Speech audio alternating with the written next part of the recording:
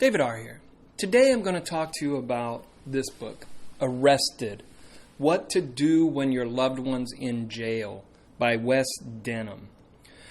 This book, I believe, is a must-read for everyone, whether you have a loved one in jail or not, even for just you to learn about how this system works.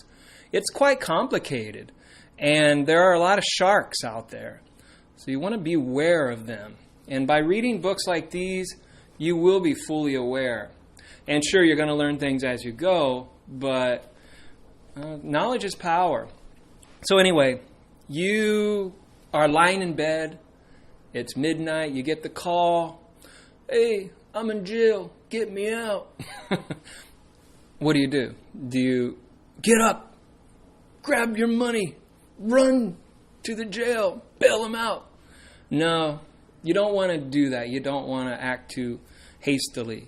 You want to sit back and assess the situation. But the first thing you're going to want to do is get the jail number of the inmate, and that's usually on their wristband. You want to get that first. And also, the call is being recorded, so you probably don't want to talk about the case on the phone. And you want to tell the defendant, your loved one, whoever that is. I'll just refer to him as the defendant. It could be a her, but I'll just say him.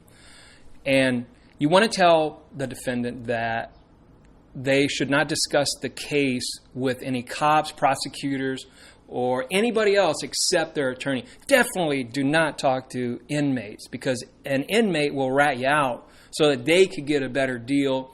They could get some leniency. And meanwhile, you get the time. You don't want to do that. Another thing, don't tell them not to sign away their rights to an attorney or sign anything without an attorney present. Always just have an attorney present. That's just how it goes. That's simple. Always have an attorney present. And another thing, promise to help and support, but don't promise any bail right away. You kind of want to think this through. You don't want to rush in. Okay, so first thing you're going to want to do, you hopefully have high-speed internet at home. And if you don't, you can go to a library or somewhere. And you're going to want to look up the charge sheet. And this you can get on the police website. And on that charge sheet will be a jail number, location, description of the defendant, next court date, bond, charge info, like is it a felony or whatever, and visitation. And there's usually only one visit per week in jail. Also, you will need envelopes and stamps. The jail system relies on snail mail. They don't do emails in jail. And then you're going to want to look up the arrest report. And this is the cops' version of events, and their lies, probably too. They might throw in a little bit. And then probation report and a rap sheet. Okay. Now these will help verify whether the defendant is telling the truth or not, and you can kind of judge for yourself what's going on here. Then you want to, like the author says, toss your crib. Well, toss your home and your car and your computer. Look everywhere inside your house, through cabinets, through behind the shades, things like that. I don't know, in the garbage or behind the refrigerator, behind the stove, anywhere and everywhere. You are going to want to search this house. Search it as if you are a cop with a warrant. And then you want to search your car the same way. Now, if you happen to find a gun, call your attorney and have your attorney hire somebody, maybe a private detective, somebody, to deliver that gun to the police station. Don't do it yourself. That's a big no-no. So another thing, you want to search your computer for anything illegal on there. There might be something really, really bad on there. You delete everything off of your hard drive. And if you have to, smash your hard drive with a hammer, if it comes to that. Okay, so when the cops do finally come to your door, do not let the cops inside. Don't do that. Never do that. Unless they have a warrant, you don't let a cop in your home. And then give the cop your legal name. You have to do that. And then give them the card to your defense attorney and close the door. Don't talk to cops, okay? Okay, so now you are going to visit your loved one, the defendant, at jail. What you want to do is make sure that you know which jail and what time you can visit. And then you don't want to take too many people with you, no more than you are allowed to take. Don't wear any gang colors. Don't wear any hats. Just dress plain and boring, kind of like this. This shirt's nice, but it's boring. It's not exciting. And obey the rules. Be nice to the staff. You're in a jail, so be good. And then you're going to tell your defendant to avoid like jail dramas. Don't gamble. Gambling could lead to some very bad things. Don't get involved in fights, insults. Don't have sex in jail. And that leads me to rapes. Rapes are less likely to occur in jail, but they can happen. They're most likely to occur in prison. But, things happen wherever, so be wary of that.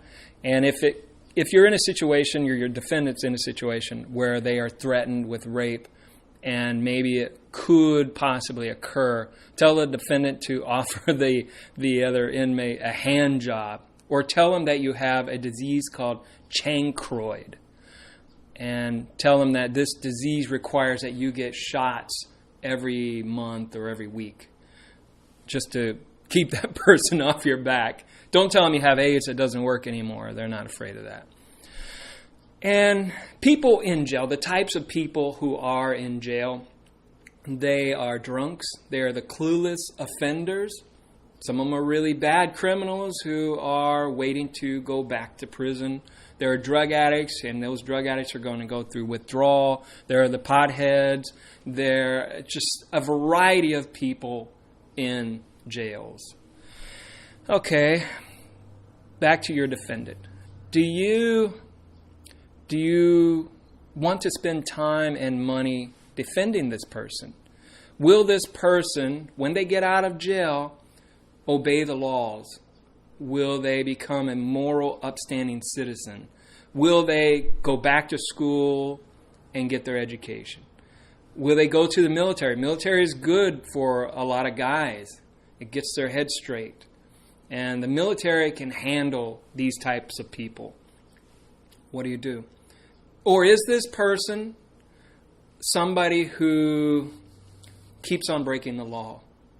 And they can't be cured of their thuggish behavior. So what you will have to do is say no. And let them hit bottom. Let them think about the life they've led. And maybe they change. Or maybe they don't. But let them stay there. They're vampire defendants, is what the author calls them. And these people may even blame you for them being in jail. Or they blame somebody else. Or it's just never their fault. Yeah, the author says, they will never do it again. They'll say, I will never do it again. They say those things, even though you know that they will. Happens like that. Okay, you've decided that this person is worth saving. In spite of all this person is worth it. So what do you do now? You want to tell the defendant to go to a bail bond reduction hearing, actually, and see if they can get their bond reduced. Now, this isn't something that decides guilt or innocence. This is just to decide whether this defendant is a flight risk or not. Okay? Then you are going to hire an attorney. Be wary of attorneys. They're not all like those ones you see on TV. Some of them are really, really bad. The author refers to one type as fee whores. And these people will charge you the maximum amount possible for maybe even something like a plea deal, which you could have got for free from the public defender. And I'll talk about public defenders in a little bit. So why pay all that money? $20,000 or more. Depends. Could be a lot more. And then there's the voodoo doctor. Those types of lawyers are the ones who believe they have a special magic. And that's what you're paying for. You're paying for their magic. They know the judge. They know the prosecutor. They know all kinds of people. But really, they don't know anything. The other type of lawyer, which is a good one, is the crackerjack private attorney. Now, these attorneys do good work. They work hard. They investigate. They get their hands dirty, so to speak. And these attorneys are good at filing what's called motions. I won't go into a lot of detail as to what motions are, but these are basically what you're paying for. And a crackerjack attorney files motions and works the prosecution hard before making a deal. Typical motions include motion for a speedy trial. I'm sure you've heard of that. Subpoenas. Motion to suppress evidence. Motion to contest seizure or of property or vehicle. Okay. And then other items concerning attorneys is your budget. How are you going to pay for this? What are you going to do to pay for this? Are you going to have to sell your car, sell your house? Will the attorney accept payments? How can you work out a deal? Okay, so when you do decide to go with a public defender, you basically just put yourself at the mercy of the state. Some of them are pretty good, but some of them are not. Some of them are boozers. Some of them are just working paycheck to paycheck to pay rent and buy more beer. But some actually have a full-time staff. Some of them do really, really hard work. But if you're going to just do a plea deal anyway, then go with the public defender.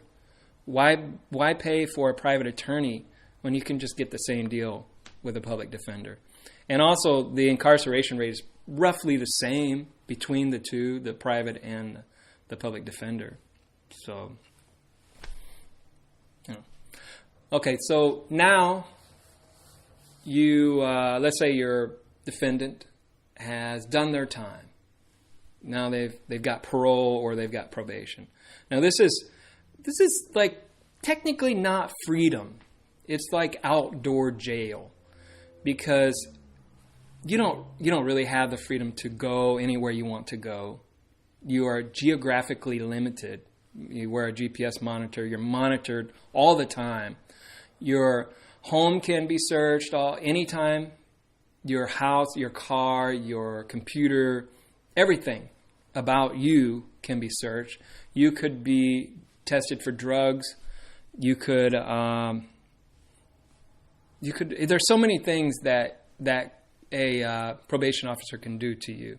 And if you fail, you go back to prison. No questions asked. It's not quite fun. Also, you don't get to use a gun or hang out with your old friends. So in conclusion, I suggest anybody and everybody read this book.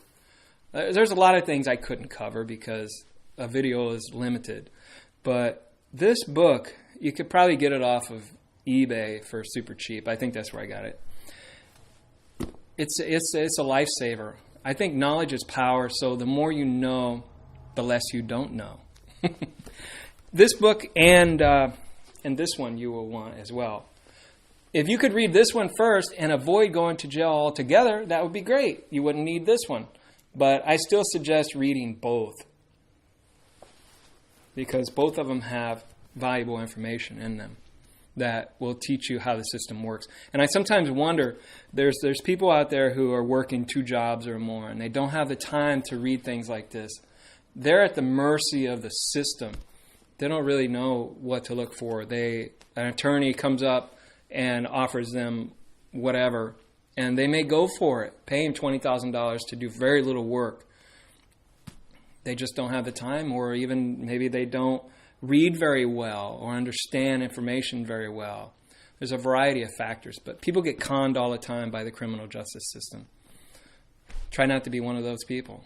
So talk to you later. Bye.